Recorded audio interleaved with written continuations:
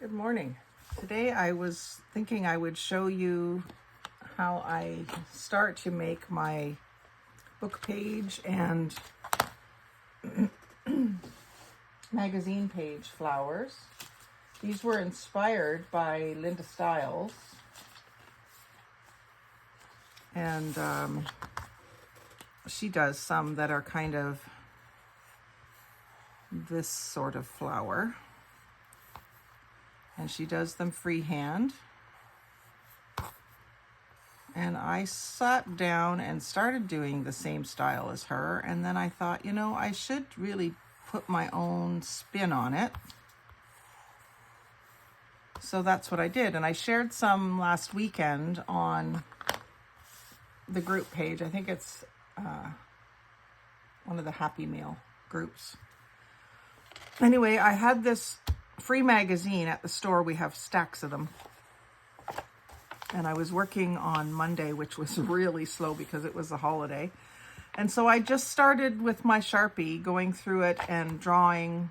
I did some pumpkins because I'm aware that fall is coming. I'm not quite ready for it yet, but this particular magazine didn't have a lot of bright colors in it. So I found a lot more fall colors. So I went ahead with the pumpkin idea. And I've started drawing my flowers more like this. So like maybe, I don't know what kind of a flower you would call it, but all it is little arcs. And you kind of center an arc over the joint between two arcs. You can make your petals get bigger as you go out. And it makes a cute little flower. Different style altogether. Simple. And I just found it easier. I mean, these ones are okay if they're not perfectly symmetrical. It looks whimsical and cute, but I found it easier to make it look right with this style of flower. And I've even found that where I thought it didn't turn out right, it was okay. Once you cut it out and you get it out of context, it looks fine. So here on this page, I took advantage of some of these blue backgrounds. This down in this carpet area, I did sort of a neutral pumpkin, looked like a ghost pumpkin. And then over here, I used the wood grain for a pumpkin. And once I'm done cutting out all my flowers and pumpkins, I'll go back through and see if there's anything else to fussy cut, or I might do it at the same time. So this sky was a lovely lavender, so I thought these would be nice done in lavender. So I'll just cut a couple out for you so you can see how they turn out. I'm gonna find my Wanda scissors for this. And you can rip the page out first. I think it's a little easier to cut out. And this is decent quality magazine paper. It's not super thin.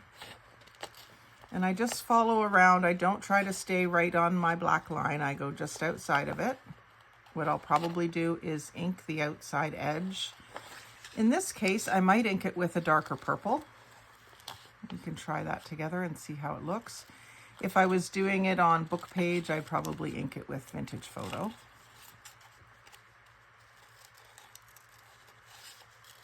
Try to keep my lines my cutting lines kind of fluid without any catches in them. It doesn't really matter if it's perfectly the same size everywhere. Let's grab a purple ink.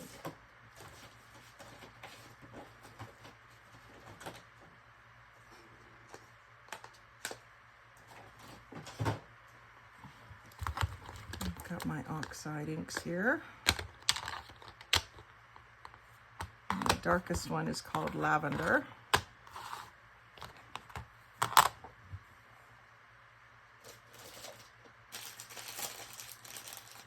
And I'm surprised I don't have a dauber started for this, but I don't. So I'm just going to switch out my black one for a minute.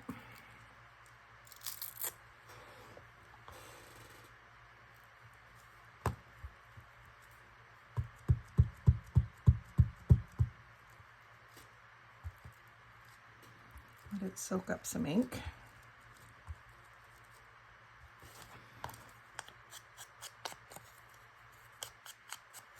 And the other thing you can do is sort of ink from the center out to give it like a shaded appearance.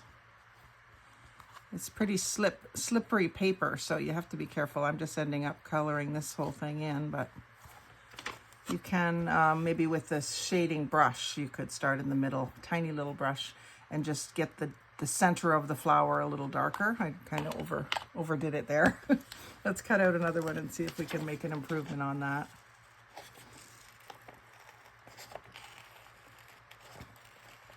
So certainly this is something that you could do watching TV. I did a bunch last night. I went through the book and drew a bunch of things. And you can really draw something other than flowers too. I did a couple of rainbows, which I thought I could ink or color. I like the way you can get a nice shaded look with ink. And do around the edges. See, I didn't even really have to re-ink that. It had enough ink on it to go around the edge. And then I do have somewhere here, I had a paintbrush that I cut off.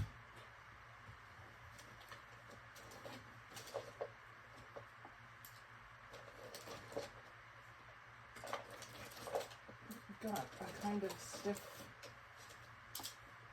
paintbrush.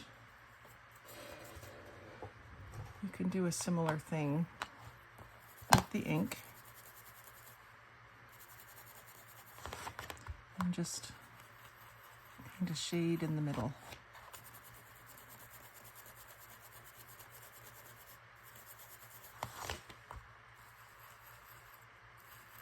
And the other thing you could do is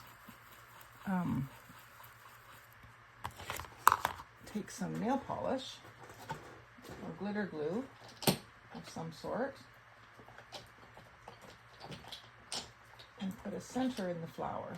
So even if it's just a bit of sparkle, I've got this opal, which was a Avon, and I have refilled it with clear to get all the use of all those little opal flakes. I re-glued this cap because it was split. It seems to be holding. So just a couple of dabs of that is going to give it a glittery center. You don't have to do the whole flower. You can if you want, but I like the idea of just a glittery center in the flower. Let's do this one too. And it'll dry pretty flat, like it's got a bit of a mound to it right now, but it'll dry out kind of flat. So those are cute. And then, like I said, if I was to do a book page one,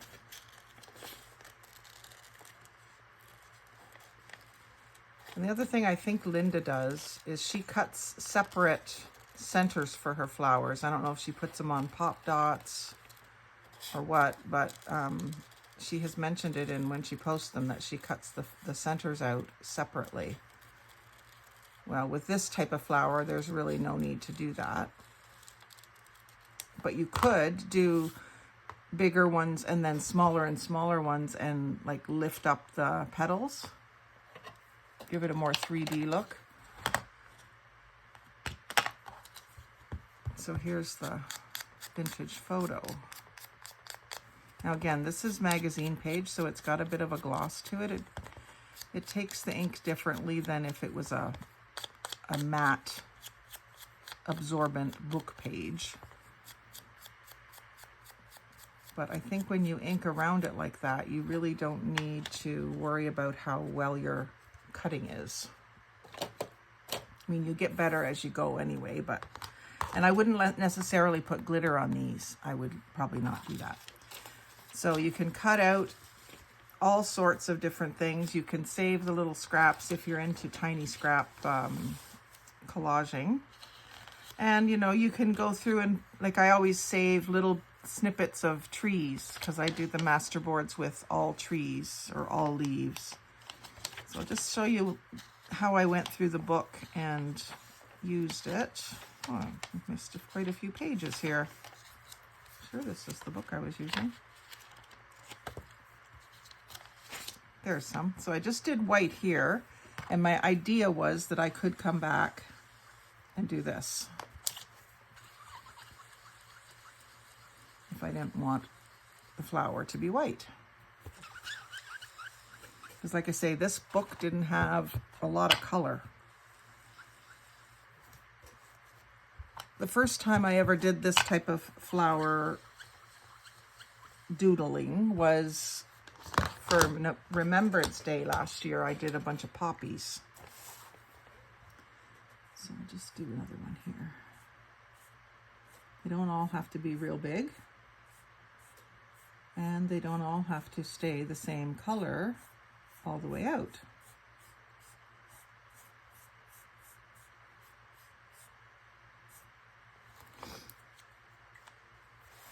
So I'll go back and cut these out in front of the television. But I just wanted to show you. So I did some pumpkins on the wood grain.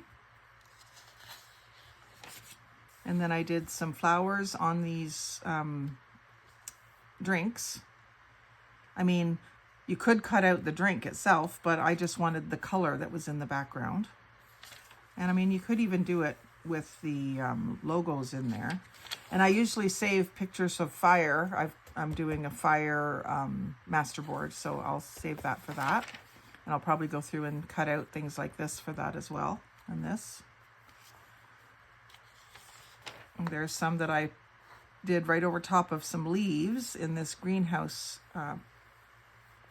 advertisement. And these ones just over top of a floral border. Some green and some different colors.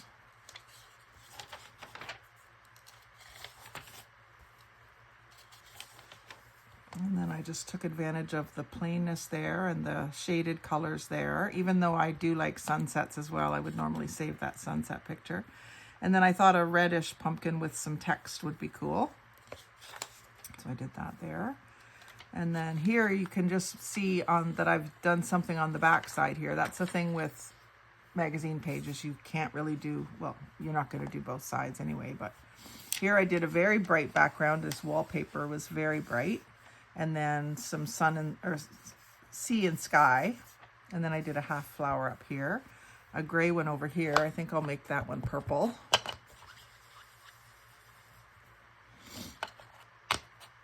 And then a pumpkin on the wood grain. Pumpkin on this orangey background. I just kind of got in the groove with the pumpkins. They're very easy to draw. All you do for a pumpkin, I'll do it on this wood grain over here. You just draw yourself a little stem. And then 2 little half circles. Draw yourself an oval and then 2 more arcs. And then if you do have anything missing up in here, you can fill it in. Very easy.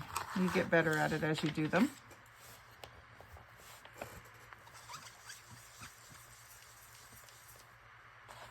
And usually magazines sometimes have a lot more color than this, so just use more of the book if it has more colors. But this is a book of homes, so it's got a lot of interiors, which has these days seems to have a lot of wood and white. It seems to be the popular shades. Here I was doodling with some of Linda's style of flower, trying to establish a leaf shape that I could do, and a little ribbon Christmas tree, playing around with that idea as well. And there's a leaf that I kind of like. I did that one. Some more flowers and pumpkins. You can do them over anything. You'd be surprised what will disappear in the background. Like when you cut out the pumpkin here, you're not going to know it was a window. Right over top of the kitchen cabinets. Right over top of a picture. Now I sometimes would cut that picture out and save it, but I was just on a mission to do this. So I did a bunch of pumpkins here, nice neutrals.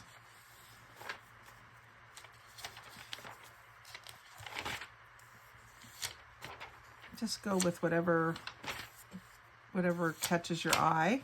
This page was bright pink. Now I had already drawn a couple pumpkins on this side, so I didn't do flowers up here, but I used the rest of this. And I did some 4 4 petal flowers over here, kind of like a poppy. Oops, I stuck my finger right in that nail polish. So I look forward to cutting these out. They'll be pretty. And then practicing some more leaves, trying to find my leaf style. I was rather unimpressed with these pages.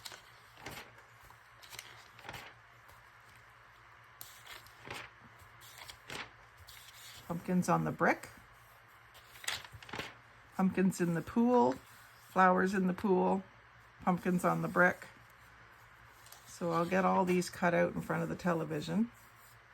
I'll share them in the Happy Mail group as well. White pumpkins, and here I played with a rainbow, so I'll get in my inks or markers or something out and give that some color, maybe even watercolors. So any place I saw something orangey, I did a pumpkin. Even the wood grain ones I think are neat. And then I was playing around with a different center, which is 4 hearts, point to point, and then flower out from that. A bow. Tried a little stylized scroll. I'll practice on those. I think I can get those looking more natural. And then more flowers on the white. I'll make some of these kind of purple.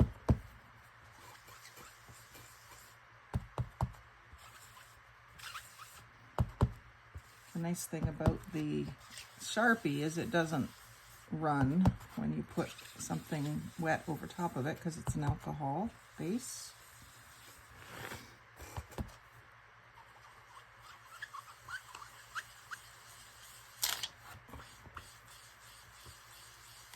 And of course you can do splatter, you can do all sorts of different things to make it interesting.